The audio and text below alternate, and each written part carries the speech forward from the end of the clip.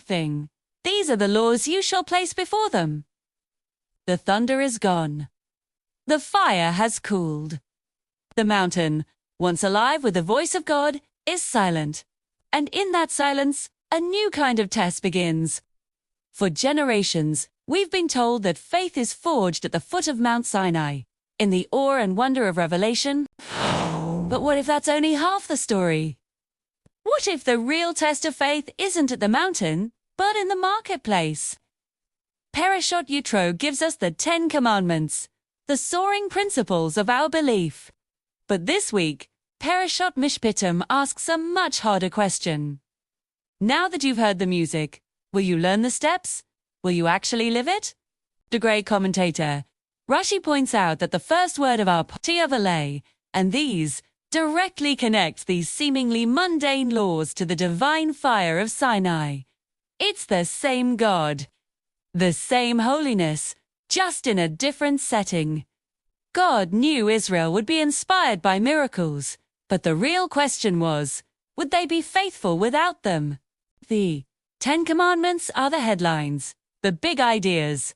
Mishpatim is the fine print, the test case.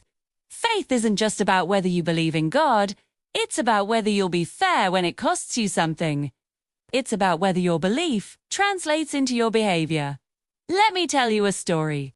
I run a small business, just me and my laptop, usually in a cafe somewhere.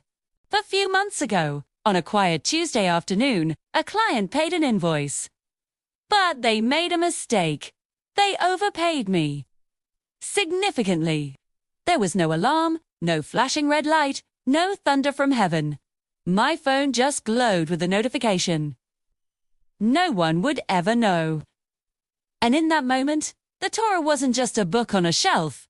It was a voice in my head. Exodus chapter 22. Laws about restitution. Vow. Making things right. Not because you were caught, but simply because it's what is right.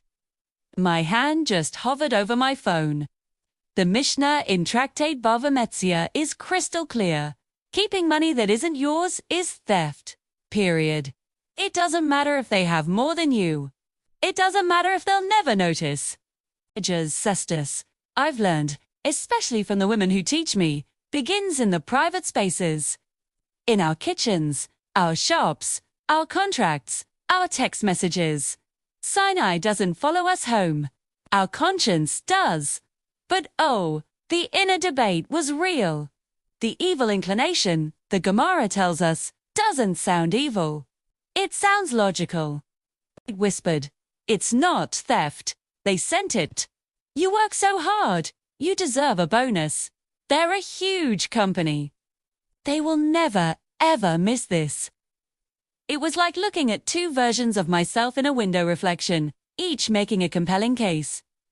But ancient wisdom teaches us something deeper. The Zohar, our book of mystical teaching, explains that mishpat justice is about more than just rules. It's about repairing the world by aligning our human actions with a divine cosmic order. Every time we choose fairness over personal gain, we bring a little more harmony into the universe. Every unjust gain creates a spiritual imbalance. The Chabad movement has a beautiful teaching about this.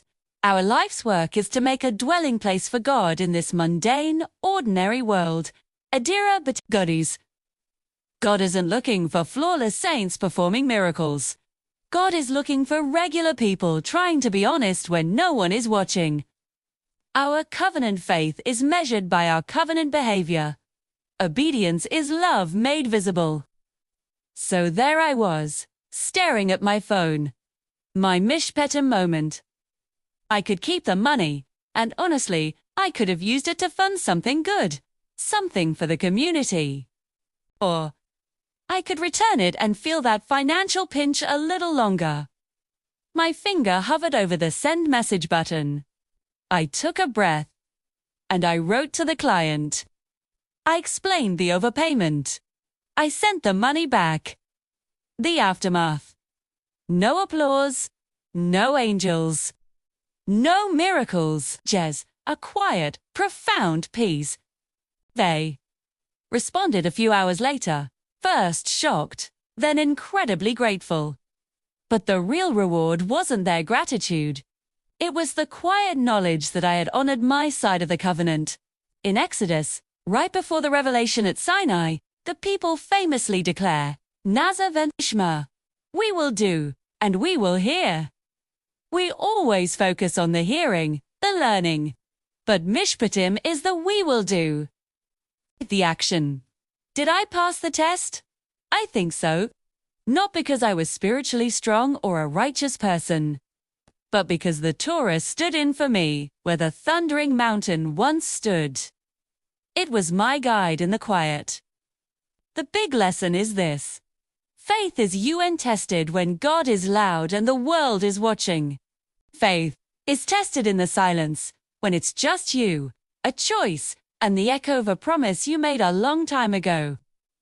After the thunder of revelation fades, the real work of Mishpatim begins. The only question left is, will we pass the test? If this taught you something new about faith, please share it. If you've ever faced your own Mishpatim moment, I'd be honored to read about it in the comments. And if you want more Torah that meets you right where you are in real life, be sure to follow for more. Thank you for watching.